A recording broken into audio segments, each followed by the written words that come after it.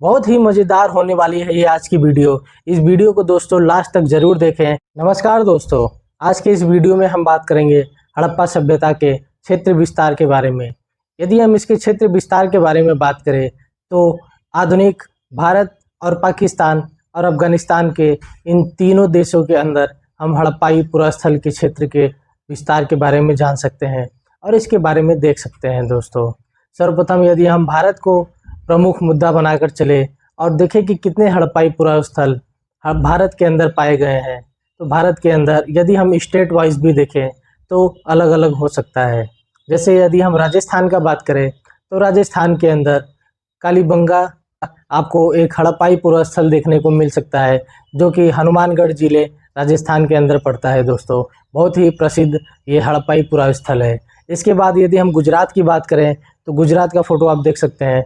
तो गुजरात की बात करें तो गुजरात में दोस्तों रंगपुर और लोथल जैसे आपको हड़प्पाई पुरास्थल देखने को मिल सकते हैं, जो कि समुद्री मार्ग के तट पर हुआ करते थे, जहां से वाणिज्य और व्यापार सुदूर्ग मेसोपोटामिया से व्यापार और वाणिज्य बहुत आसानी तरीके से किया जा सकता था। लोथल जो कि बहुत ही प्रसिद्ध हड़प्पाई पुरास्थल, गुजरात के हड़प्पाई पुरास्थल में हम देख सकते हैं रंगपुर, धौलावीरा और सुरकोतड़ा जैसे कुछ प्रसिद्ध हड़प्पाई पुरास्थल हमें देखने को मिलते हैं, जहां से हमें बीड्स जिसको हम गुड़िया कहते हैं दोस्तों, बीड्स हो गए, नाव हो गए और भी बहुत सारे चीज़ एक्सकवेशन के बाद यहाँ से देखने को मिल सकते हैं। हालांकि हमारा टॉपिक इसके एक्सपेंशन पे है कि इसका क्षेत्र विस्तार कहाँ कहाँ तक था। तो धौलावीरा दोस्तों जो कि गुजरात में पड़ता है और कालीबंगा जो कि राजस्थान में पड़ता है। यदि हम बात करें उत्तर प्रदेश का तो उत्तर प्रदेश में तो वैसे तो बहुत सारे हड़प्पाई पुरास्थल है, लेकिन जो सबसे पूर्व में है उसका नाम है आलमगीरपुर। आलमगीरपुर जो कि उत्तर प्रदेश के मेरठ जिले के हिंडन नदी के किनारे स्थित एक सबसे पूर्वी हड़प्पाई पुरास्थल, जो कि सबसे ज़्यादा फेमस उत्तर प्रदेश का एक पुरास्थल है। यदि दोस्तों हम बात करें इसके सबसे पूर्वी पुरास्थल के बारे में, हड़प्पा सभ्यता के सबसे पूर्वी स्थल के बारे में, तो हड़प्पा सभ्यता का सबसे पूर्वी स्थल हम देख सकते हैं, जो कि उत्तर प्रदेश के मेरठ जिले में हिंडन नदी के तट पर स्थित आलमगीरपुर है। यदि हम इसके पश्चिमी हड़प्पाई पुरास्थल की बात करें, जो कि सबसे पश्चिम में है, तो वह है सुतका गेंडोर, जो कि दस्क नदी पर है। दोस्तों, पाकिस्तान के बलूचिस्तान के मकराना जिले में स्थित यह सुतका गेंडोर दस्क नदी पर स्थित है।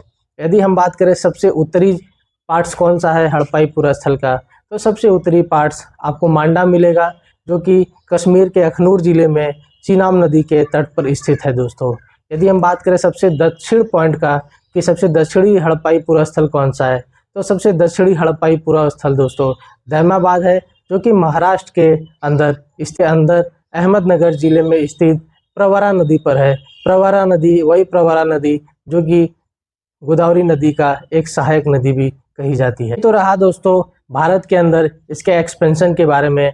हालांकि यदि हम बात करें तो हिसार जिला है, हालांकि यदि हम बात करें तो हरियाणा के अंदर भी है, पंजाब के अंदर भी है, बहुत से सारे हड़प्पाई पुरास्थल है दोस्तों। लेकिन अब हम बात कर लेते हैं पाकिस्तान के अंदर स्थित कुछ प्रसिद्ध हड़प्पाई पुरास्थल के बारे में, जिसमें से सर्वप्रथम जिसका नाम आता है वो हड़प्पा खुद ही है। दोस्तों, हड़प्पा जो पाकिस्तान के पंजाब प्रांत में रावी नदी के बाएं तट पर स्थित हड़प्पाई पुरास्थल हड़प्पा नामक एक स्थल, जिसकी विधिवत खुदाई सर जॉन मार्शल के अंडर में दयाराम साहनी जी ने 1921 में की थी। हड़प्पाई पुरास्थल के बारे में तो वो है मोहनजोदाड़ो।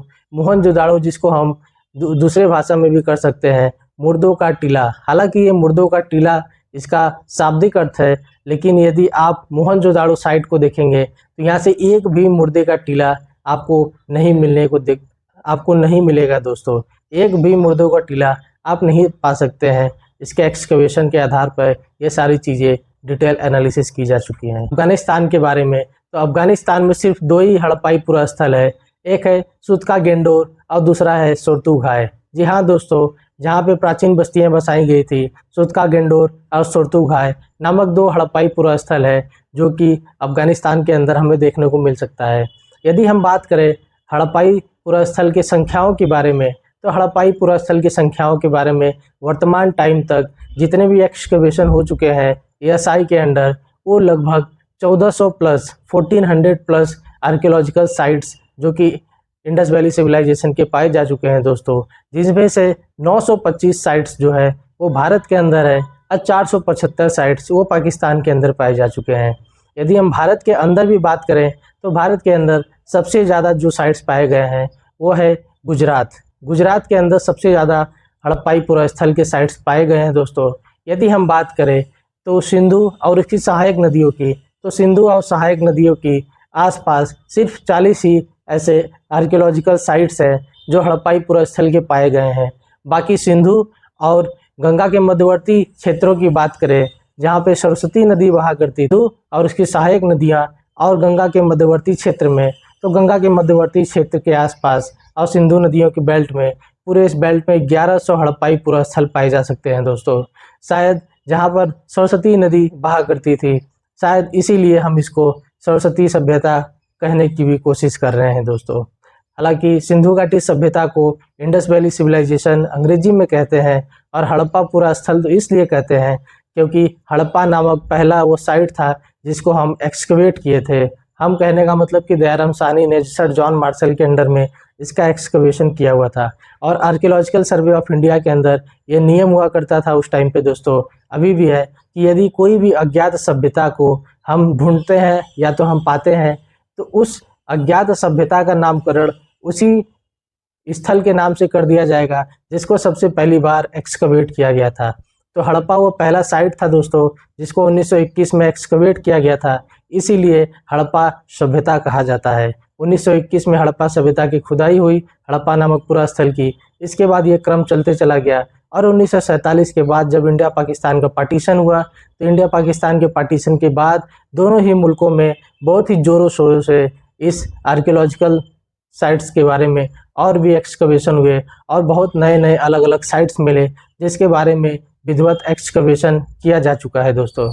यदि हम बात करें रंगनाथ राव महोदय की, तो उनका कहना है कि पूरब से लेकर के पश्चिम तक की जो हड़प्पाई सभ्यता की दूरी थी वो 1600 किलोमीटर के आसपास थी दोस्तों। और उत्तर से लेकर के दक्षिण तक की बात करें तो उत्तर से दक्षिण तक की ये दुनिया 1400 किलोमीटर मानी जाती है दोस्तों। यदि हम इसके टोटल एरिया की बात करें तो इसका टोटल एरिया 12,99,600 किलोमीटर स्क्वायर के बेल्ट में यह फैला हुआ दुनिया का सबसे विशालतम और सबसे प्राचीनतम सभ्यताओं में से एक है। यह मिस्र और मेसोपोटामिया के दोनों सम्मिलित सभ्यताओं का 12 गुना है। और मेसोपोटामिया से सिर्फ इसका कंपेयर करें तो मेसोपोटामिया के पूरे क्षेत्र विस्तार का हड़प्पाई सभ्यता 20 गुना है दोस्तों। आप सोच सकते हैं कि हड़प्पाई सभ्यता कितना बड़े एरिया में फैला हुआ था। हालांकि इसका क्षेत्र विस्तार आज के डेट में बढ़ते ही जा रहा है। आर्कियोलॉजिकल सर्वे ऑफ इंडिया और बहुत सारे अलग अलग मुल्कों के डिपार्टमेंट्स इसके तरफ काम कर रहे हैं और लगातार ये क्षेत्र इसके बढ़ते ही जा करें तो स्टुअर्ट पिगट महोदय ने कहा है कि हड़प्पा और मोहनजोदाड़ो दोनों जुड़वा राजधानी है, ज्वाइंट कैपिटल है। इंडस वैली सिविलाइजेशन का ज्वाइंट कैपिटल हड़प्पा और मोहनजोदाड़ो को कहा गया है। ये जो कि स्टुअर्ट पिगट नामक एक महोदय थे, ब्रिटिश अधिकारी, उनके द्वारा यह कथन दिया गया था दोस्तों। यदि हम बात करें तो लोथल भी इस रेस में कहीं कम नहीं है। लोथल को हम लघु हड़प्पा या तो लघु मोहनजोदाड़ो के नाम से भी जान सकते हैं। तो मिलते हैं नेक्स्ट दूसरी किसी इंफॉर्मेशनल वीडियो में। धन्यवाद।